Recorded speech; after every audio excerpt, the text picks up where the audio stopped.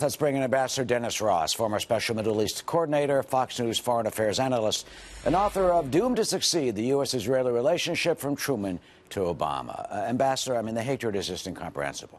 And as we heard from Connor just now, can you describe the depth of opposition by the jihadis and the radicals against the more moderate Sufis? The jihadis, the Al-Qaeda, ISIS, basically reject the idea of the other, and they especially reject the idea of the other when there are Sunni Muslims who seem to embrace it. Sufi Islam is really a more mystical form of Islam. It has shrines to saints, which is a little different than is the norm. They're viewed as kind of intermediaries with the Prophet. And from the standpoint of the radical Islamists, they take this as being a form of rejection of Islam. And it becomes, in a sense, an excuse for them to go after what I call the other.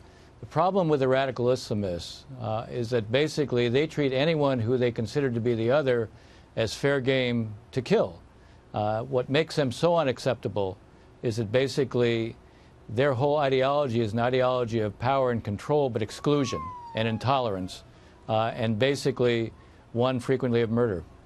And the other, as you so point out, could be infidels, certainly Christians, the Coptic Christians who've seen the attacks on Christian churches, and also, so sadly, on themselves, on the fellow members of the fellow religion. This goes back centuries. What we're seeing is that, unfortunately, ISIS and Al-Qaeda ultimately tend to make other Muslims the victims. It's not just that they will carry the attack outside of the region, but you look at all the attacks that they've carried out inside the region, and if you look at the actual number of people who've been killed, most of those who've been the victims of their violence and their assaults have been other Muslims. So then where is the outrage? Where are the public calls against this, from the mosque? Are they that? Are they? Or are there the elements within that religion who have been trying to defeat this? We saw what's happening in Saudi Arabia. Basically, right. That's kind of like a revolution to support moderates there.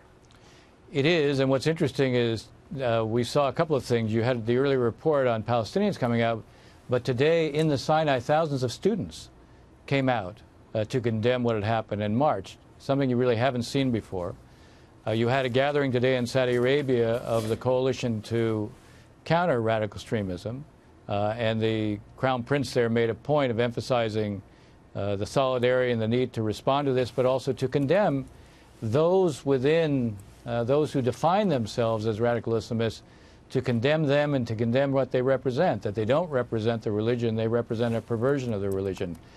It may well be that these kinds of actions can galvanize the kind of broader Middle East to begin to focus much more on discrediting radical Islamists.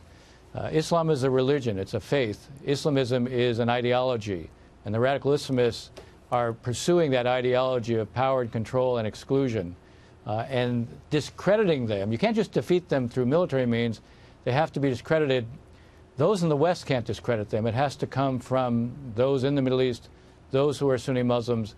They're the ones who can say this is a perversion of our faith, and in fact that they are enemies of our faith. We certainly hope that the Sunnis, do that. I mean, rise up. And you mentioned the West can't do it. Let me read you one tweet, finally, from President Trump about this attack.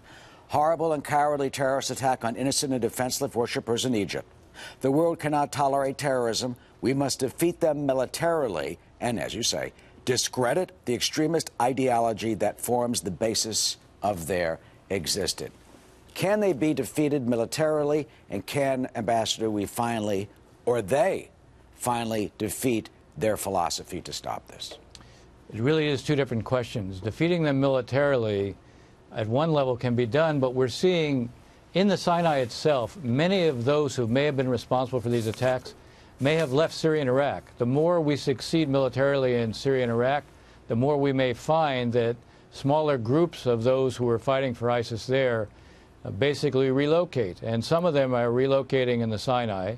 Those who previously were part of the ISIS-related groups in the Sinai had actually been killed. They're being replaced by those who seem to be more effective in terms of carrying out terror. So this is a long struggle militarily, but it also has to have, as you just pointed out, It has to have a philosophical component. It also has to have an economic component.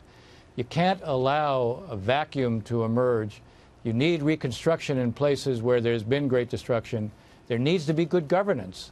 One of the sources of alienation of people throughout the Middle East has been really terrible governance.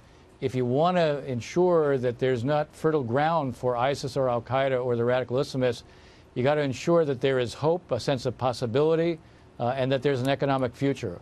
All these things come together. You need what amounts to a comprehensive strategy if we're going to defeat them. It has a military element, it has an economic element, and it also has an ideological element that must come from Sunni Muslims. A sense of hope certainly is what is needed. Ambassador Dennis Ross, thank you. And I want to point out to our viewers, you will be heard tomorrow morning on my Fox News Rundown podcast. Just go to foxnews.com. It's the Fox News Rundown podcast. You get Ambassador Ross for like 15 minutes and more analysis. Ambassador Ross, good to see you. Thank you. Thank you. Of course.